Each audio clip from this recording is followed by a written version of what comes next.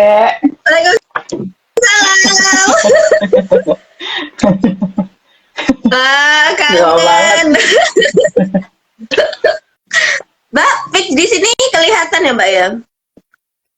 Kelihatan. Agak putus-putus sih soalnya deh.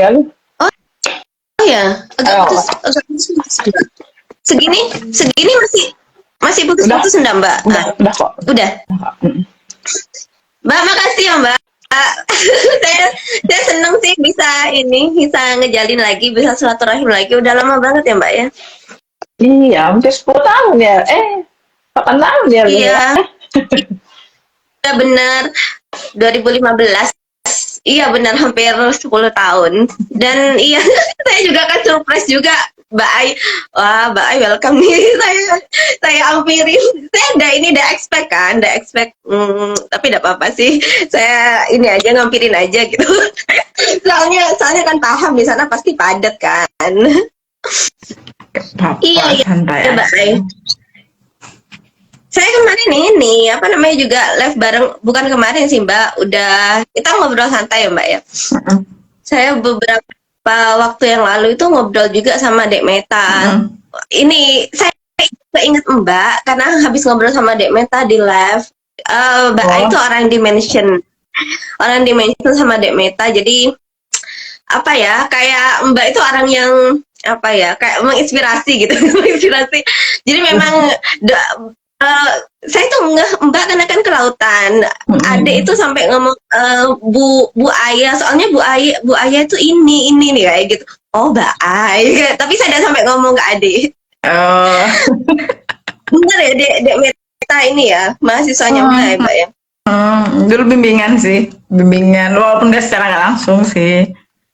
Iya, Mbak orang yang disebut sih, cuma Mbak sih waktu itu dosen yang disebut sama dia. Artinya memang banyak termotivasi dari Mbak kayak gitu, karena dan memang ini Mbak ya, meskipun Mbak itu di perjalanan akhir-akhirnya saya gitu ya, tapi terakhir Mbak ya, terakhir di kampus ya, saya itu kita barengan dan tidak lama juga, tapi saya seneng banget bisa ketemu lagi, bisa ngejalin lagi, saya ngerasa surprise banget. Dan Mbak ini kan aslinya juga bukan di Madura ya? Aku kan aslinya kan di Bogor ya. Tapi Bogor ya? Bogor ya, bukan Bandung ya? Kalau sekarang lagi di Bandung memang, tapi cuma sampai ya akhir bulan ini sih. Jadi cuma 2 bulan aja sih di Bandung karena lagi ada itu deh pelatihan. Iya. Nah, Mbak berarti aslinya Bogor Mbak ya, Mbak ya? Bogor, asli Bogor. Cuman lagi stay selama 2 bulan di Bandung aja. Cuma 2 bulan kok deh, nggak lama. Iya. Nah, dulu tuh Mbak S1, S2-nya ya di Bogor juga Mbak? Aku S1, S2-nya itu di Undip, di Prodi Ilmu Kelautan. Ya dulu sih langsung ya lulus S1 langsung lanjut di S2 karena waktu itu emang ditawarin sama dosen mau lagi nggak lanjut S2 gitu pakai beasiswa insyaallah gitu. Dan ya udah akhirnya ya udah deh itu kayaknya tertarik juga masuk ke dunia akademisi gitu, ya udah akhirnya lanjut sih ke S2 waktu itu sih gitu. Iya. Mbak Undip itu Universitas Diponegoro ya Mbak ya? Iya, Universitas Diponegoro yang di Semarang. Iya. Kan lebih jauh Mbak ya, kalau dari Bogor ke Semarang, Jawa Tengah Mbak ya. Mbak kepikirannya sih kenapa tuh Mbak di Diponegoro ya Mbak ya? Maksudnya kan di daerah ini jujur mau motivasi apa enggak nih deh? Jauh. Jujurnya sih pengen nyoba suasana baru karena kan dari dulu SD sampai SMA kan di Bogor terus ya. Terus circle-nya juga ya nggak jauh-jauh lah, paling ya sekitar gitu. Terus akhirnya dapat tawaran dari guru. Ini ada kalau dulu zaman dulu banget ya, namanya dulu MPMDK. Kalau sekarang kayaknya SBMPTN ya, SNBT gitu ya. Terus ya udah akhirnya nyoba ke Undip itu kan, terus ya alhamdulillah sih keterima gitu ya. Terus ya udah akhirnya di Semarang gitu. Terus ya walaupun sempet ngalami culture shock ya. Ya Iya, benar. setiap kita pindah tuh ada culture shocknya ya. Dari Jawa Iya Barat ke benar. Jawa Tengah. Iya kan Iya, ide ya. Wah, iya terus benar. Makanya beda banget. Terus kemudian ke Madura gitu. Apa ada? Apa ada panik ah kaget gitu. gonjang ganjing gitu kan. Iya benar Mbak, benar Mbak. Jadi Mbak itu akhirnya kan ke Madura, kerjanya di Madura ya. Setelah Mm-mm. lama stay di Semarang kayak gitu, akhirnya kerjanya di Madura. Kenapa tuh Mbak Madura? Mbak enggak kepikiran pengen balik ke Bogor waktu itu? Eh, karena dari dulu, pokoknya dari dulu banget, dari waktu aku baru masuk kuliah kalau nggak salah tuh aku langsung aku pengen jadi dosen gitu. Jadi waktu pertama kali aku jadi asprak ya, asprak dulu jadi asprak terus aku kayak ngerasa kayaknya aku seneng nih kalau ngajar gitu. Terus aku pengen jadi Oh, dosen nih gitu. Terus sampai akhirnya lulus S2 itu karena emang tujuan dulu pengen jadi dosen dari awal ya. Terus ada bukaan CPNS. Jadi pas aku baru lulus tuh nggak lama ada bukaan CPNS tuh. Akhirnya kan banyak lowongan ya karena waktu itu kan banyak yang kosong lowongan untuk prodi aku tuh. Terus ya udah, terus ada beberapa kampus yang buka dan kebetulan emang orang tua tuh ngasih restunya yang di Madura gitu. Dan aku tuh punya keyakinan kalau sebelum menikah apa yang orang tua aku pilihkan itu insya Allah yang terbaik lah gitu ya. Selama itu nggak menentang ajaran agama, nggak menentang Allah, insya Allah itu yang terbaik. Jadi aku daftar deh itu di Madura dan ya kalau dulu alhamdulillah keterima sih gitu. kayak kayak mulus gitu Mbak ya. Dari satu S2 ke tempat kerjanya mulus semua nih. Iya, Di dalam perjalanannya ada konflik-konflik yang ini enggak Mbak? Seperti tadi culture shock. iya sempat culture shock sih. Jadi dulu itu karena waktu aku daftar CPNS itu pas kementerian itu ganti. Jadi Oh. kami itu jarak antara daftar antara pengumuman sampai pengumuman dibuka CPNS sampai kami nerima SK bahwa kami itu jadi CPNS itu lebih dari 1 tahun.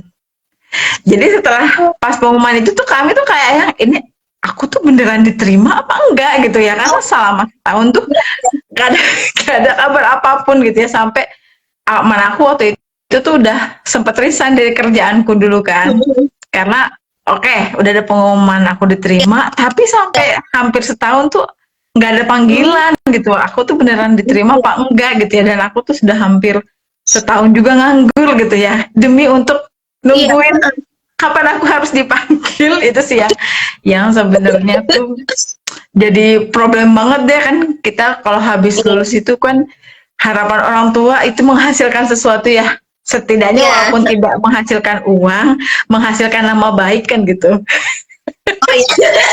ya kan ya Bener lagi. iya walaupun tidak menghasilkan uang setidaknya menghasilkan nama baik kan gitu ya terus ya itu dah mulai ada omongan tetangga lah apa segala macam terus orang tua aku tuh sampai yang pusing ini beneran gak sih gini gini ini gitu sampai akhirnya aku disuruh udah kamu kerja apapun gitu pada saat itu tuh ya padahal aku udah resign. Iya, iya.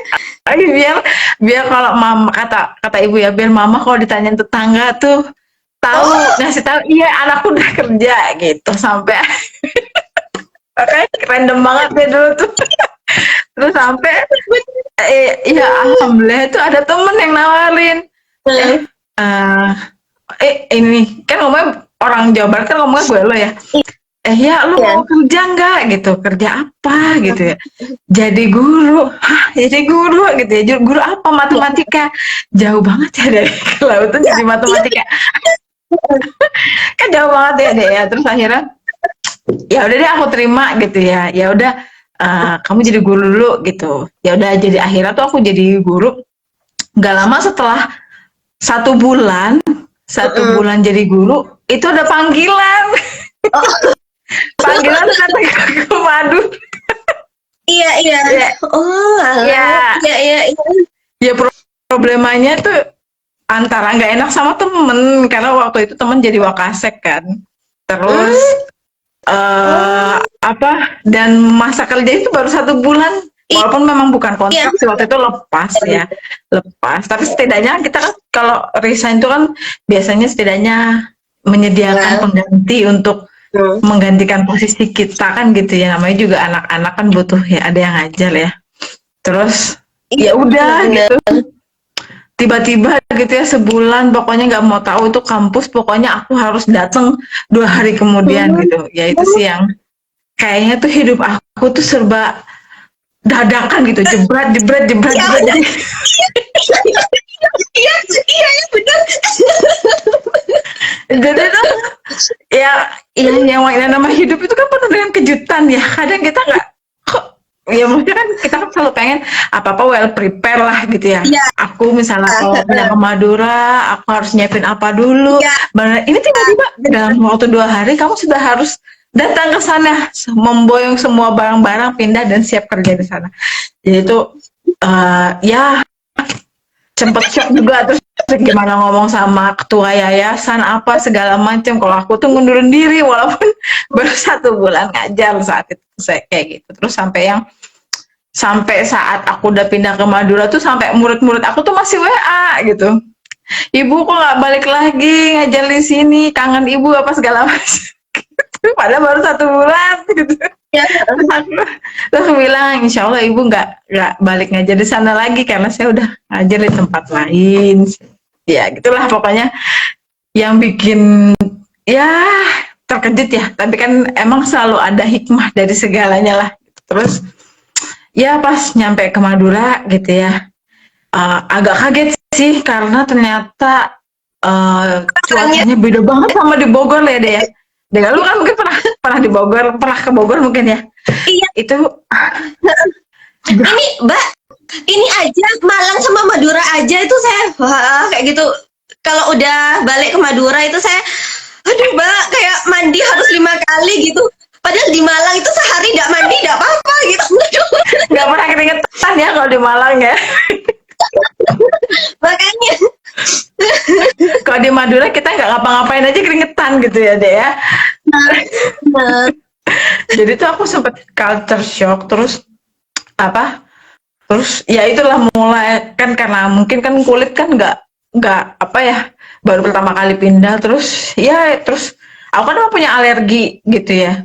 Terus tiba-tiba daya imun menurun, terus tiba-tiba aku alergi gitu kan, seluruh tubuh itu gatel semuanya itu. Terus ya karena culture shock itu kan, kalau di Bogor itu kan sering lah hujan ya, sering banget, bahkan kita sering kalau musim hujan tuh nggak pernah berhenti gitu. Sedangkan kalau di Madura setahun aja belum tentu hujan kan gitu ya deh. Jadi ya lumayan kaget sih. Tapi ya ini sih ya pas aku pindah ke Madura tuh banyak ya ditemukan oleh orang-orang yang baik kayak Degaluh gitu ya. Dan yang lainnya, walaupun dan aku tuh nggak pernah tahu ya, maksudnya kalau dari sudut pandangku sendiri, orang Madura tuh banyak kok yang baik gitu ya, tapi mungkin kan memang banyak beberapa oknum yang membuat nama Madura tuh jadi kesannya jelek gitu ya. Jadi pas aku mau berangkat ke Madura tuh banyak yang wanti-wanti, apalah inilah apalah gitu kan, hati-hati. Terus kataku apa sih gitu ya kan, maksudnya nggak semua orang seperti itu gitu kan. Terus ya pas aku datang ke Madura ya nggak kayak gitu kok, banyak juga orang Madura yang baik-baik, dan aku yakin kalau yang kayak gitu tuh pasti kan oknum ya gitu ya sudahlah gitu.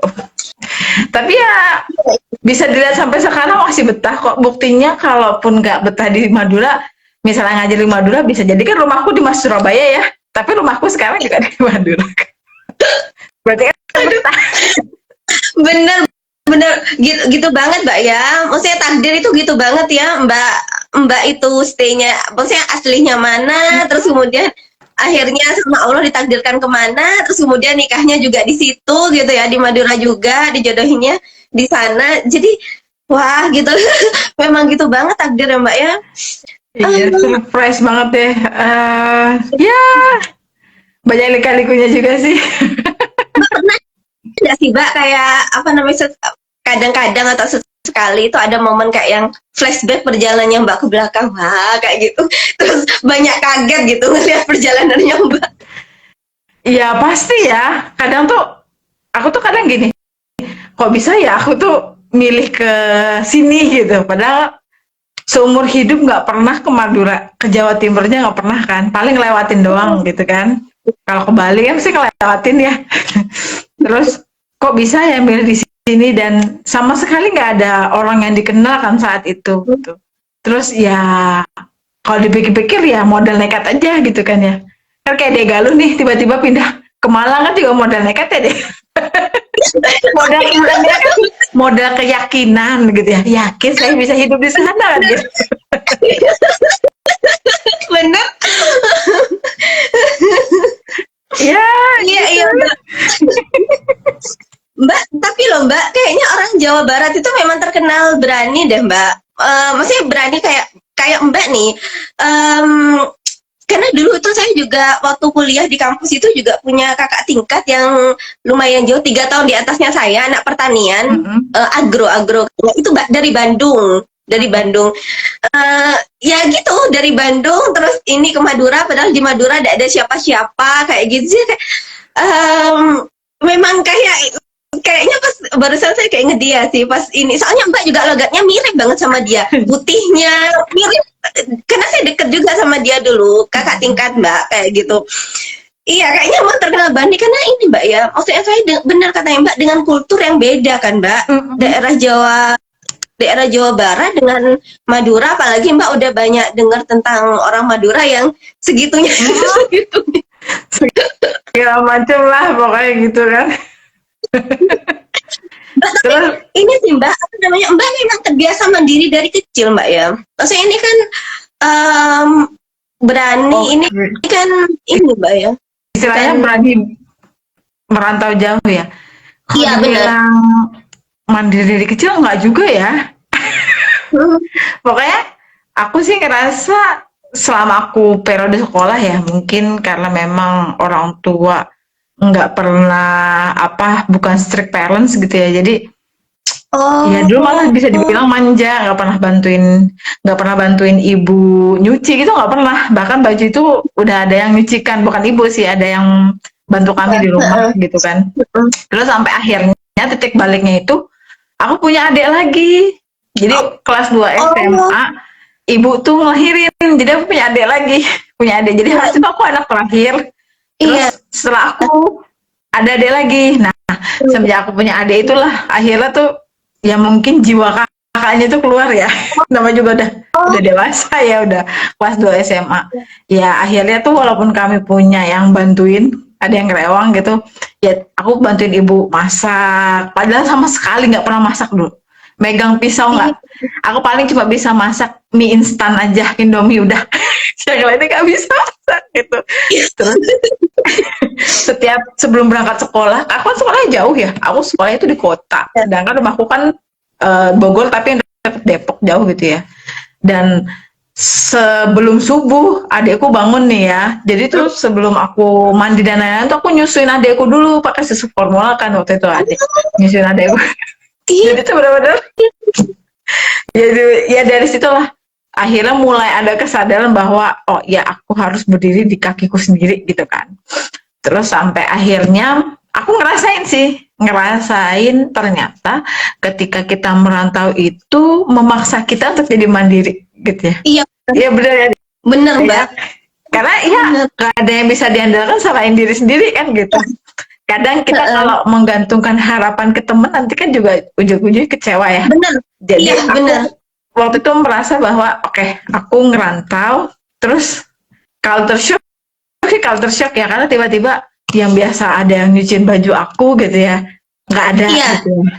Kalau Heeh. aku mau nyuci baju nyuci sendiri atau harus aku gotong dulu ke laundry baru bajuku tuh dicuci. Gitu deh.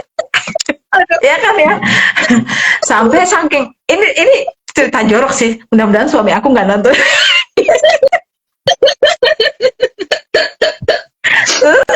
Sampai aku tuh baru maba gitu ya. karena tidak terbiasa dengan kultur kuliah gitu ya. Karena kan tiba-tiba kuliah tuh tugas abrek brek brek brek brek gitu kan. Iya. Sampai aku tuh gak sempet mandi waktu gak sempet mandi.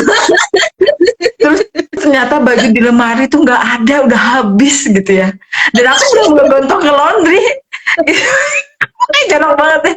Terus aku pakai baju yang sama dengan dalaman yang sama selama 2 hari gitu kan.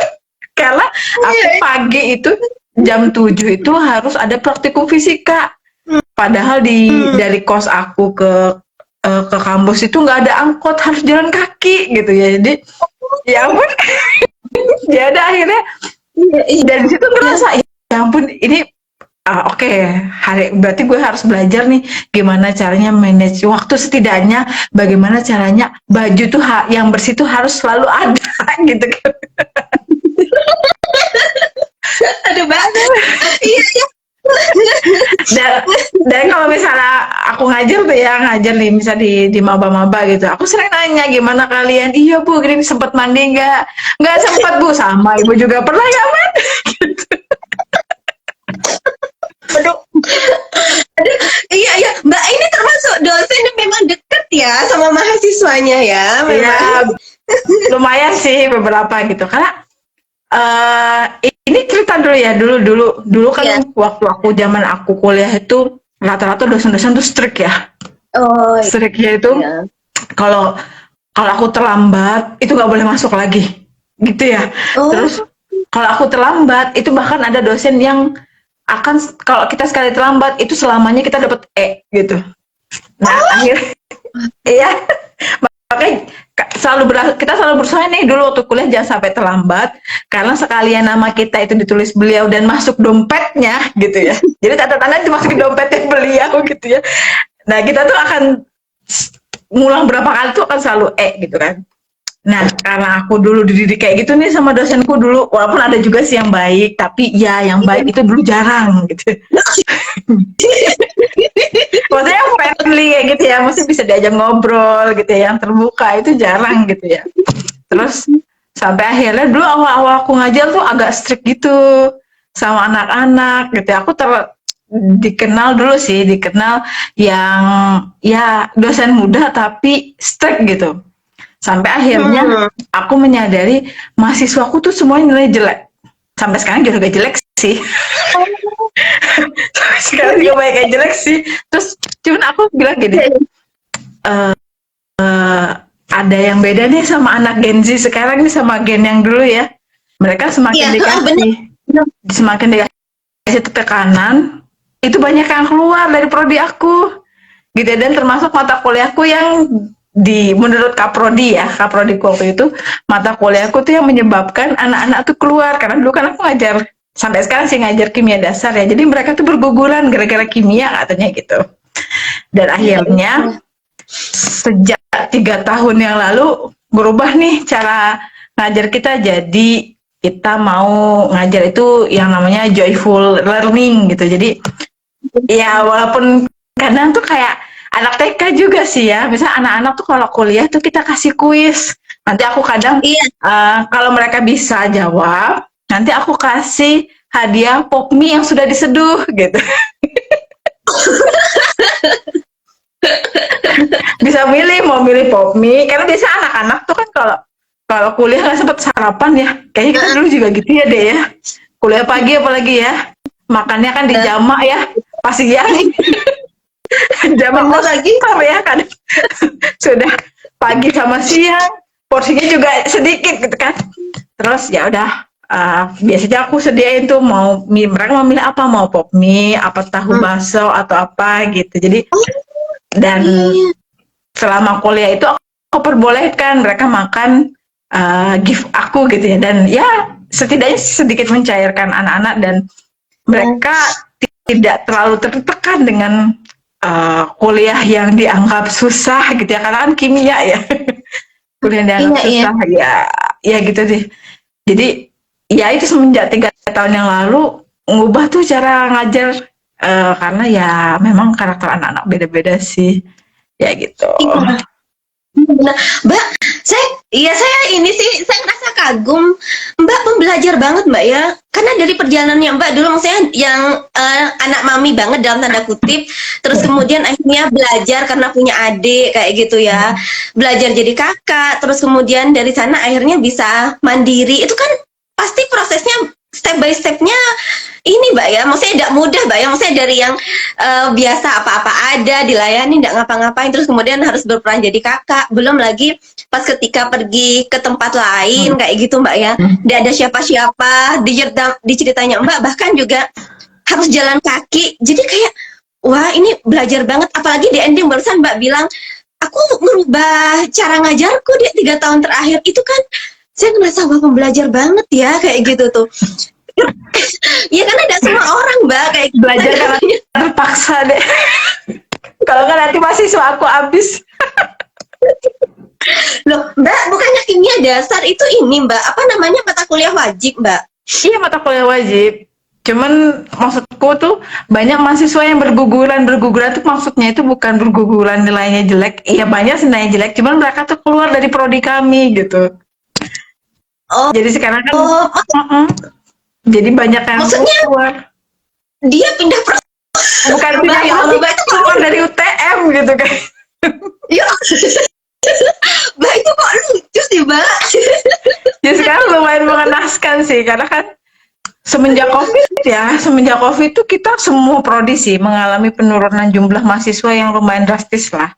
Karena kan mungkin banyak orang yang beranggapan daripada kuliah online mendingan gak kuliah sekalian kan gitu kan ya. Dan sekarang kita juga banyak selain banyak saingan kampus, banyak saingan prodi juga gitu kan. Jadi jumlah mahasiswa tuh semakin berkurang, Nas. Jadi tuh semenjak 3 tahun terakhir tuh yaudah kita merubah cara ngajar kita, gimana caranya merubah kelas itu bisa menyenangkan. Tapi nggak selamanya nggak. Jadi aku tuh mengkrit agar kuliah itu menyenangkan tuh hampir di semua mata kuliah, tapi ada penekanan tugas misalnya semakin naik itu semakin ditingkatkan. Jadi kayak istilahnya kayak main game gitu deh, level up. Iya. Gitu. Semakin ke atas semakin susah kan gitu. Ya gitu sih. Ya harapannya sih ya mahasiswa tuh bisa enjoy kuliah di tempat kita gitu sih. Yang ya nggak bisa didapatkan mungkin di kampus-kampus besar ya gitu. Ini mahasiswanya Mbak nih kayaknya nih, Fahmi Arifin, saya masih bertahan. Thank you Fahmi. Mbak, tapi memang sepertinya Mbak memang dosen yang menyenangkan sih buat mereka Mbak ya, karena memang pembelajar banget sih. Nah Mbak itu cukup sulit nggak sih Mbak? Maksudnya merubah ini Mbak ya, apa namanya, merubah gaya ngajarnya gitu Mbak, dari yang awalnya seperti itu terus jadi seperti ini kayak gitu. Itu Mbak lumayan effort nggak Mbak? Terus kayak Mbak ada ini nggak, ada referensi apa dari baca-baca buku atau YouTube kayak gitu Mbak untuk mempelajari itu Mbak? Atau otodidak aja? Enggak sih, jadi aku tuh bersyukur ya, selain aku tuh kerja walaupun jauh gitu ya, kerja jauh, tapi aku tuh punya circle yang kita tuh saling support gitu ya. Jadi sesama dosen juga, walaupun aku paling tua sih di antara mereka.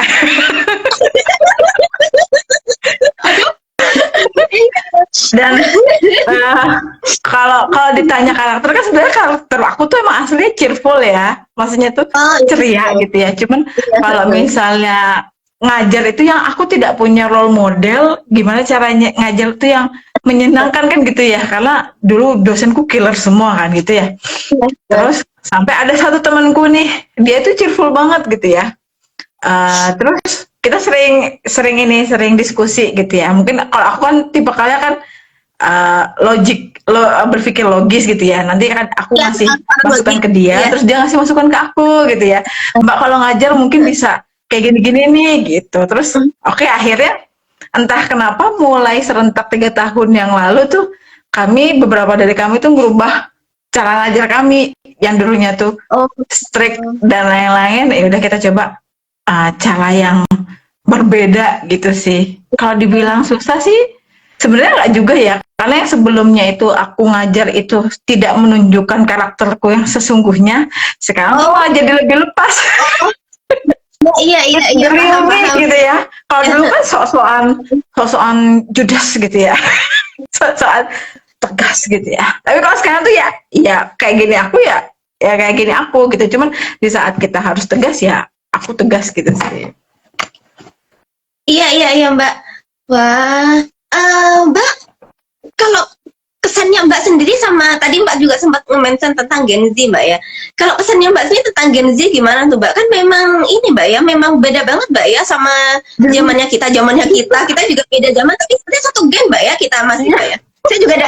Saya sebenarnya tidak paham sih, Mbak, gen-gen kayak gitu, tapi memang Gen Z ini kan memang banyak dibicarakan. Bahkan setelah Gen Z ini gen apa itulah, Gen Alpha, saya tidak paham gitu. Sigma. Tapi nah itu pengalamannya Mbak ini kemarin juga saya sempat ngobrol-ngobrol juga Mbak sama teman-teman yang ada yang ngajar juga Mbak, cuman dia ngajarnya di ini di Pamekasan, dosen juga di Pamekasan, terus ada juga yang ngajarnya di SMA kayak gitu, sempat ngobrol juga. Memang beda sih katanya apa siswa dan mahasiswa dulu dengan sekarang kayak gitu. Mbak juga kan ngerasain kayak gitu Mbak. Nah kesannya Mbak sendiri gimana tuh Mbak sama adik-adik yang Mbak ajar sekarang? Kalau menurut aku sih mereka tuh bedanya itu ada yang dalam hal baik, ada yang dalam hal kok bisa ya kayak gitu ya.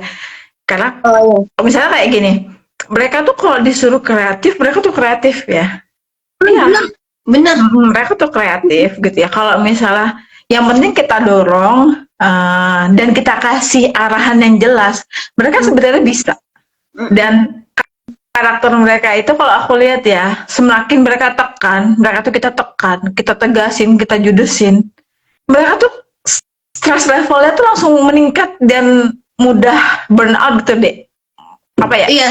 Jadi mereka tuh orang yang bisa kayak kita dulu gitu ya. Kalau kita kan dulu kan diajarin dosen tuh ditekan gitu ya. Pokoknya dosen pembimbing juga killer gitu ya. Kalau nggak ngadep saya ganti dosen pengganti, dosen pembimbing. Nah, kalau mereka nggak bisa kayak gitu ya. Nanti tiba-tiba mereka bisa stres terus apa atau misalnya nangis di depan kaprodi dan segala macam gitu ya. Jadi sampai gitu ya? Iya. Ada juga yang kayak gitu terus sampai karena mereka itu kalau menurut aku sih ya mereka tuh dapat kemudahan teknologi informasi ya. Jadi mereka terbiasa untuk mendapatkan segala sesuatu yang mereka inginkan tuh lebih mudah daripada kita ya. Zaman dulu kalau kita mau nonton misalnya Detektif Conan ya deh ya, harus bertahan dengan iklan yang panjang ya deh ya. Iya, benar Mbak. Dan kita tuh jadi terbiasa menahan apa yang kita inginkan gitu, karena kita harus menunggu gitu. Dan kita nonton Detektif Conan kan seminggu satu kali ya. Maka kita harus menahan rasa penasaran kita itu di minggu depannya. Oke, nonton lagi di minggu depannya. Tapi kalau anak zaman sekarang kan mau nonton Detektif Conan, tinggal setel YouTube episode berapa aja ada gitu. Jadi mereka tidak terbiasa menahan sesuatu yang mereka inginkan. Itu sih yang aku tanggap. Tapi karena mereka mudah mengakses semua informasi, mereka jadi lebih kreatif gitu sih. Dan yang aku sayangkan memang beberapa anak-anak tuh karena mendapatkan akses kemudahan informasi tuh kadang mereka daya inisiatifnya kurang. Bukan berarti mereka nggak bisa, enggak. Tapi mereka harus diajarin gimana caranya aku inisiatif. Serius deh. Gimana caranya aku inisiatif. Kadang mereka ya mungkin karena orang tua zaman sekarang anak dikasih handphone, dikasih TV udah diem gitu ya tanpa diarahkan.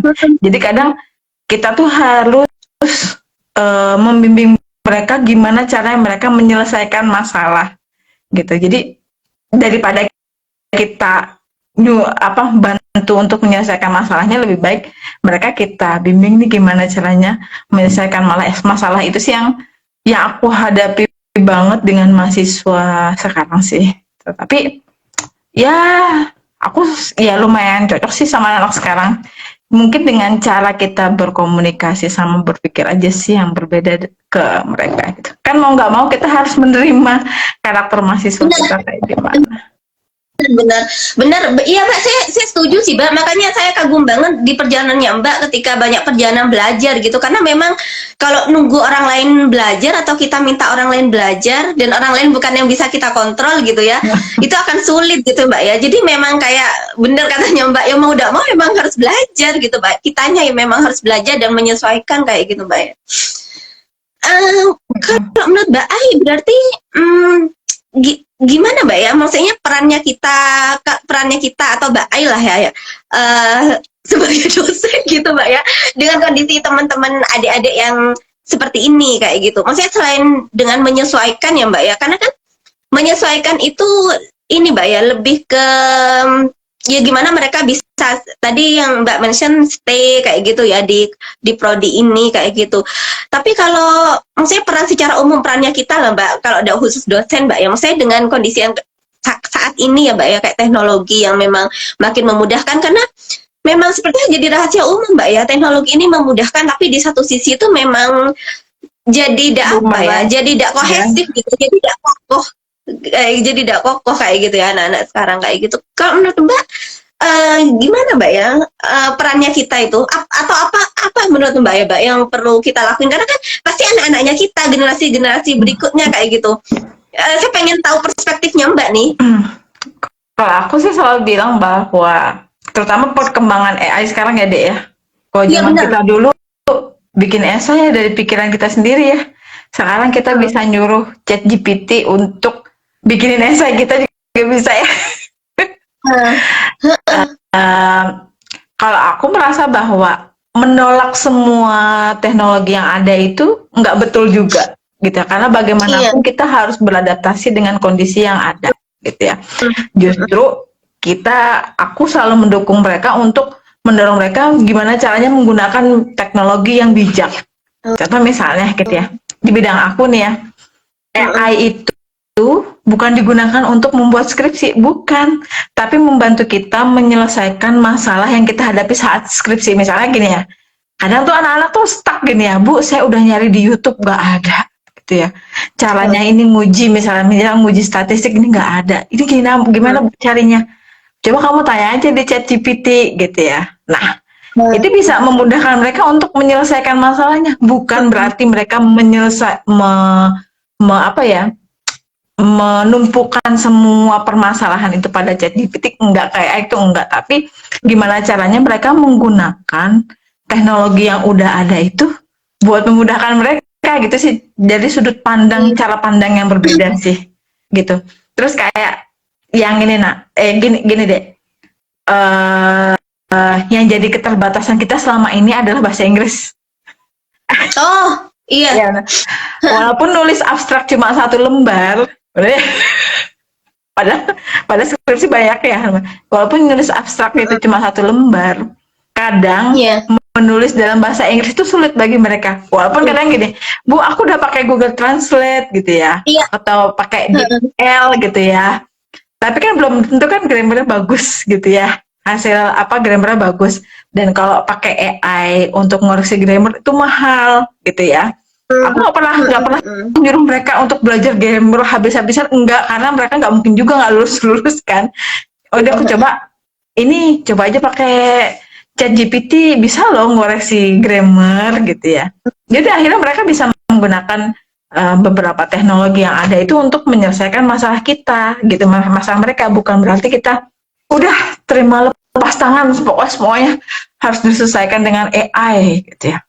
Apalagi sekarang tuh lagi hits tuh deh joki sekarang, jasa joki. Dan dengan terang-terangan kan sampai ada di IG tuh ada jasa joki skripsi dan segala macam gitu ya. Bersponsor loh Mbak. Bersponsor dan ya itu sih yang menurut aku tuh jadi musuhnya kami para pendidik itu adalah joki-joki itu. Aku sih selama anak-anakku bisa menyelesaikan masalahnya pakai AI sih nggak masalah gitu ya. Tapi kalau misalnya sudah pakai joki itu caranya sudah salah kan gitu ya. Ya gitu sih, itu sih yang menurut aku sih selalu aku tekan ke mahasiswa aku. Dan memang selama ini aku selalu dapat bimbingan tuh sedikit ya. bukan dapet sih, tapi aku memang maunya sedikit aja gitu ya. Takutnya kalau kebanyakan aku nggak bisa bimbing secara menyeluruh, dan kadang kita kalau membimbing itu tidak hanya berbicara tentang skripsi aja kan gitu ya. Tapi bagaimana caranya kita itu coba masuk ke mereka gitu ya. Dan yang kita bimbing itu tidak hanya skripsinya, tapi juga mahasiswanya kan gitu ya. Makanya selama ini beberapa bimbingan juga masih ada yang suka kontek-kontekan gitu ya, atau misalnya minta rekomendasi dan lain-lain gitu ya. Karena memang aku Iya. selalu berpikir bahwa yang kita bimbing itu bukan skripsinya kan gitu ya, tapi yang kita bimbing itu adalah anaknya gitu sih. Keren banget sih Mbak. Saya sebenarnya profesi guru dosen itu bukan profesi yang saya excited gitu. Saya juga tidak suka ngajar, sama sekali tidak suka. Tapi ya Mbak ini orang kedua orang kedua ya yang ngajar yang ngebuat saya kagum. Ada satu temennya saya, dia teman dekat juga. Dia tuh kalau udah cerita tentang ngajar pendidikan itu juga ngebuat saya kagum nih. Saya dengar Mbak cerita kayak gini ya, gimana saya merasa barusan Mbak ketika cerita tentang gimana ketika membimbing bukan cuma skripsi tapi tentang anaknya juga, itu kan pakai hati banget gitu Mbak. Maksudnya saya kayaknya tidak semua orang nih Mbak bersedia ngasih hatinya gitu ya. Maksudnya tidak semua pendidik juga. Saya juga tidak tahu Mbak ya, tapi saya merasanya seperti itu sih dari pengalamannya saya. Meskipun saya juga ketemu juga dengan, karena dosen pembimbing saya termasuk dosen pembimbing yang baik Mbak ya, yang benar saya juga sampai nangis-nangis juga dulu. Tapi saya juga paham juga waktu itu juga ada juga gitu yang ya tidak segitu-gitunya kayak gitu Mbak, yang ngebimbingnya beneran kayak gitu tuh enggak juga gitu, dan banyak juga yang enggak. Makanya saya kayak wah kayak gitu. Mengagumkan banget sih Mbak, dan saya speechless. Keren banget. Iya berarti memang edukasi Mbak ya, memang Mbak ya, tugasnya kita itu Mbak ya, memang mengedukasi adik-adik agar bisa menggunakan teknologi dengan bijak Mbak ya, berarti ya, yang bisa kita lakukan. Dan ini juga sepertinya berlaku juga untuk anak-anak kita gitu Mbak ya, gimana kemudian kita mengedukasi mereka kayak gitu Mbak ya, karena kan anak-anak ini mesti nanti malah tambah mudah juga ya, teknologi makin akan berkembang kayak gitu Mbak ya. Iya. Itu Wah. tantangan kita sih sekarang sih ya. Ya kita juga nggak bisa nolak itu kan gitu. Terus satu hal yang kadang tuh sering aku lakukan sih gitu ya, itu adalah sering buka TikTok dan Instagram. Oh bener, untuk ikutin zaman Mbak ya, biar paham ininya mereka Mbak ya, kondisinya mereka Mbak ya. Dan Iya, kebetulan bener. kan Bagus. emang adekku tuh kan masih kuliah ya, masih maba gitu. Oh. Kadang biar kita ngobrol nyambung juga ya, kadang aku juga nanya sama adik aku, FOMO itu apa sih gitu kan. FOMO itu loh, Iya bener. fear of missing out. Oh, gitu kan. Ya gitu. Jadi ya nanya-nanya istilah, walaupun bisa googling juga kan. Cuman kan kadang takut salah gitu kan. Jadi tuh kan suka nanya-nanya adek, Han gini gitu kan ya. Ya itu sih kadang apa ya, kita mencari bahan agar kita bisa nyambung sama mereka itu juga penting sih. Walaupun mungkin karena gini, ada beberapa dosen yang bilang ke aku gini, ibu tuh kalau misalnya terlalu friendly sama mahasiswa, ibu akan diremehkan gitu kan. Iya. Kan gitu ya. Terlalu friendly sama mereka, terlalu dekat sama mereka, terlalu sering misalnya santai di kuliah, mereka tuh akan meremehkan ibu gitu ya. Tugas apapun yang ibu kerjakan, yang kasih, terus jadwal yang ibu bikin, itu mereka tuh bisa mokel gitu ya, maksudnya nggak nerima gitu ya, karena kita diremehkan. Emang beberapa kali aku pernah ngerasain kayak gitu, cuman ya sekali lagi kita kan mendidik ya, ada saatnya itu kita harus santai, tapi ketika tegas ya kita harus tegas gitu ya. Ya akhirnya mereka juga ngerti kok kalau mereka apa yang harus mereka lakukan itu memang udah tanggung jawabnya mereka gitu ya. Ya dan ya aku sudah merasa enjoy dengan mode yang sekarang nih, yang sudah tidak usah pura-pura galak lagi tuh, nggak bisa. Sudah lupa caranya. Iya Mbak. Iya berarti ini tentang batasan sebenarnya Mbak ya. Gimana kemudian meskipun kita bisa kok mode santai, hanya saja kita perlu juga ngasih batasan ke mereka sehingga mereka ya dalam tanda kutip tidak kurang ajar gitu Mbak ya, tidak meremehkan seperti itu dan itu bisa gitu Mbak ya. Dengan kita tetap ngasih batasan gitu. Jadi bukan santai kemudian tidak ada batasan gitu Mbak ya antara kita sama kayak gitu Mbak ya. Iya, bener banget gitu. Mbak setuju nggak sih Mbak? Saya tuh dari dulu tuh merasa Mbak, mungkin dosen-dosen atau guru itu mungkin mereka semua pinter kayak gitu ya, pinter dan punya keilmuannya kayak gitu. Tapi tidak semua dosen dan tidak semua guru itu bisa mendeliver keilmuan itu gitu. Jadi mungkin saya dari dulu selalu mikir kayak gitu. Karena itu di perjalanan saya tuh ketika flashback, saya kok tidak paham gitu. Emang saya tidak pinter Mbak ya. Tapi kan saya ketika ngecek ya maksudnya saya tuh berpikir kan sebenarnya gimana kemudian karena saya akhirnya ketemu juga dengan beberapa orang saya di perjalanan yang sekarang kayak gitu Mbak ya.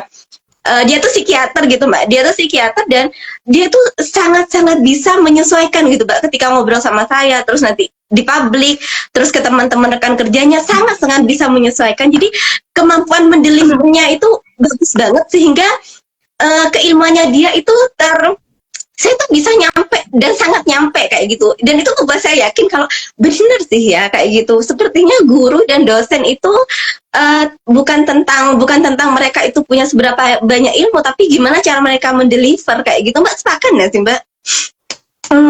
Sepakat banget terutama sebenarnya masalah kayak gitu tuh juga pernah aku alami gitu ya. Itu istilahnya tuh gini lah deh. Di sini tuh numpuk banyak banget yang mau aku sampaikan gitu ya. Karena saking banyak yang mau aku sampaikan, cara bicaraku tuh terlalu baku dan ngejelimet gitu kan ya. Dan ya kadang-kadang mahasiswa tuh ini banyak ngomong apa sih gitu ya. Aku gak paham gitu ya. bener Mbak. Ya bener bilang kayak gitu mata kuliah bayar susah gitu kan. Apa sih kimia gitu kan mereka tuh kayak gitu apa sih bakteri gitu kan mereka aku nggak ngerti gitu kan dan ya memang seberjalannya waktu kita bisa mengajar dengan lebih mudah itu ketika kita belajar dari pengalaman dan kesalahan gitu sih. Kalau aku ngelihat bahwa oke, kalau aku ngajar kayak gini nih kayaknya nih nggak cocok nih. Ayo kita coba dulu rubah dulu modelnya gitu ya. Atau kalau aku ngajar coba di feedback dulu mereka paham apa enggak gitu ya. Nah makanya kadang kalau sekarang sih mereka aku kasih hadiah gitu. Ya walaupun cuma pop mie doang sih atau tahu bakso satu biji gitu kan lumayan ya gitu ya. Jadi ya mereka ya ada usahanya gitu lah gitu. Karena aku yakin gitu ya. Biasanya mahasiswa itu tidak berbeda dengan dosennya dulu gitu ya. Dulu kan aku disuruh dosenku baca, aku lupa pas kuliah ditanyain aku juga nggak bisa gitu. Makanya gimana cara kita ngubah cara belajar itu sih yang aku ngerasain dan dulu pokoknya beberapa tahun yang lalu udah lama sih. Aku tuh juga susah menyampaikan apa yang aku pikirkan dan mau aku sampaikan mereka dengan cara yang lebih mudah. Iya. Mereka itu akan lebih dekat kalau kita itu tahu bahasanya mereka, bahasa zamannya mereka. Ya bener deh ya. Istilah-istilah zamannya mereka. Iya. Makanya itulah aku berusaha untuk ya update sosmed walaupun kadang udah tua nontonnya kayak begini ya gitu ya scrolling gitu gak apa-apa deh aduh Mbak iya benar gak apa-apa sih ya itu sih harus belajar dari kesalahan cara kita mengajar dulu itu seperti apa iya benar karena banyak juga Mbak tapi dia ganti tapi Mbak lagi-lagi iya tapi lagi-lagi saya akan bilang kalau tidak semua orang akan bersedia belajar dari kesalahan dan pengalaman seperti Mbak Ai gitu. Maksudnya saya ya udah asal udah selesai gitu dengan kewajibannya mengajar, selesai menyelesaikan kewajibannya ngajar, menyelesaikan kuliahnya kayak gitu.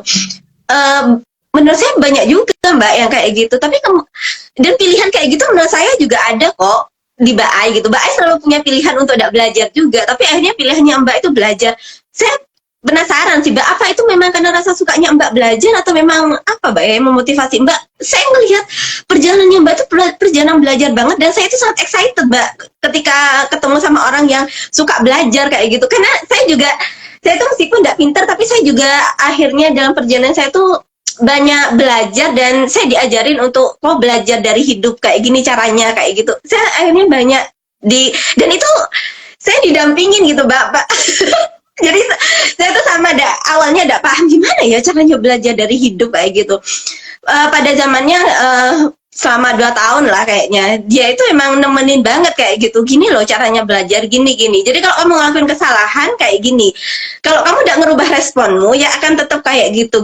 Dan itu latihan kayak gitu. Jadi saya juga sama, berasal dari keluarga yang manja kayak gitu Mbak ya. Apa-apa mudah kayak gitu Mbak.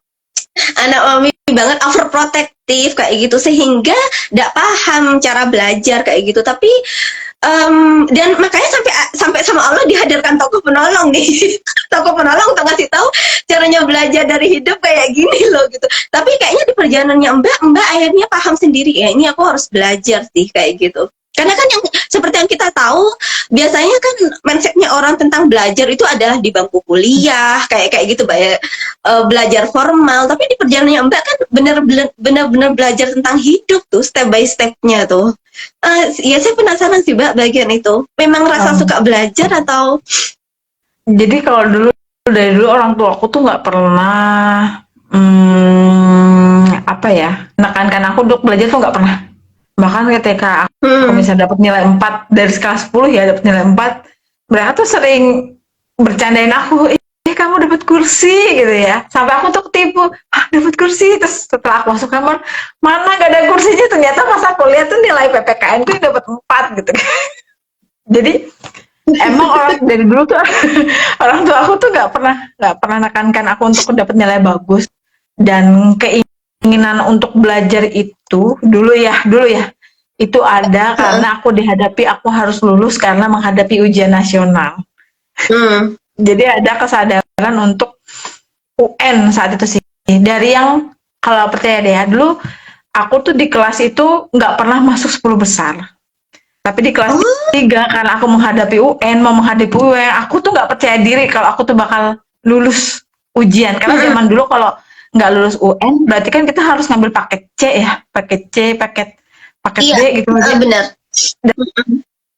Aku tuh sampai shock juga, dari yang nggak pernah masuk 10 besar tiba-tiba aku jadi peringkat kedua paralel. Sampai guruku juga shock, siapa ini Ari Giri gitu ya, nggak pernah dikenal guru, tiba-tiba dari nggak pernah kelihatan, tahu tuh langsung 2 paralel dari sekolah gitu kan. Dan semenjak itu aku menemukan bahwa ternyata belajar itu menyenangkan ya gitu. Tapi aku hanya mau belajar apa yang aku suka gitu. Itu sih karena didikan orang tua aku jadinya mau belajar tapi hanya yang aku suka aja gitu. Jadi aku selalu ngerasa bahwa kita belajar dari sesuatu ya, cari yang kamu suka itu apa gitu ya. Dan susahnya lagi di kehidupan itu kan, yang paling sulit itu bukan belajar tentang mata kuliah ya, tapi belajar bagaimana berinteraksi dan menghadapi orang lain, apalagi di lingkungan kerja. Dan aku tuh ada satu titik balik yang membuat aku belajar dari segala hal. Dulu yang aku polos, bahkan aku nggak bisa nih baca karakter orang tuh, dulu nggak bisa gitu ya waktu awal-awal kerja ya. Tapi kan aku dihadapi masalah yang sangat besar itu, bahkan sekarang hanya dengan melihat gerak-gerik seseorang itu aku sudah bisa membaca, karakter dia seperti ini.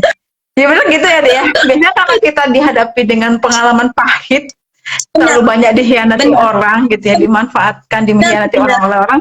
Jadi kita tuh tahu kalau orang bersikap seperti ini tuh artinya seperti apa kan gitu. Dan itu tuh menurut aku pelajaran hidup yang tidak akan pernah aku dapatkan di bangku sekolah apapun. Makanya aku benar.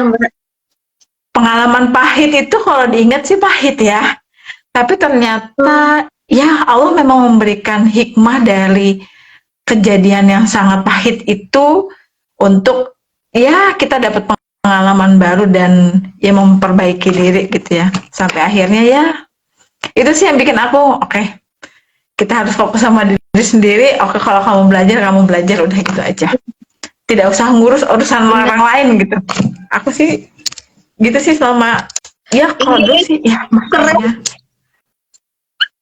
Ya kan kita selalu punya Keren titik banget. balik ya deh ya. Iya benar. Benar, setiap orang punya titik balik, tapi tidak semua orang, Mbak, ya. Maksudnya tidak semua orang juga akhirnya ketika dihadapkan dengan bagian sulit seperti Mbak A itu akhirnya memilih untuk belajar, itu lagi sih. Jadi memang mungkin semua orang akan mengalami bagian sulit, tapi tidak semua orang memilih untuk belajar. Ada orang yang ketika dihadapkan dengan kesulitan pilihannya adalah menyalahkan keadaan. Nah, itu. Karena kan emang pilihannya kalau itu menyalahkan keadaan atau mau belajar nih kayak gitu. Kalau mau belajar nanti akan naik kelas nih kayak gitu. Nanti akan menghadapin hal yang baru, akan belajar hal yang baru. Tapi kalau enggak berarti akan ketemu sama hal yang sama lagi kayak gitu. Makanya saya makin kesini memang makin mensyukuri sih Mbak tentang pemahaman bahwa pentingnya belajar kayak gitu. Apalagi seperti yang Mbak bilang, belajar dari hidup, relasi kayak gitu. Itu memang sih kalau diingat-ingat pahit gitu katanya Mbak, sih sepakat sih, tapi lebih dari tentang pengalaman yang dirasa pahit itu, kalau tidak ada pengalaman itu saya tidak akan belajar kayak gitu. Dan mungkin itu Mbak juga ngerasain kayak gitu. Jadi kalau tidak ada pengalaman itu Mbak tidak akan belajar, mungkin tidak akan ada Mbak A yang sedewasa ini kayak gitu. Bener Mbak, karena katanya kan menua itu pasti, tapi dewasa itu kan pilihan Mbak ya. Yang hanya bagi orang-orang yang mau belajar aja, orang itu akan bisa bertumbuh dan dewasa kayak gitu. Saya seneng banget sih malam ini ngobrol dengan Mbak Ai, surprise banget.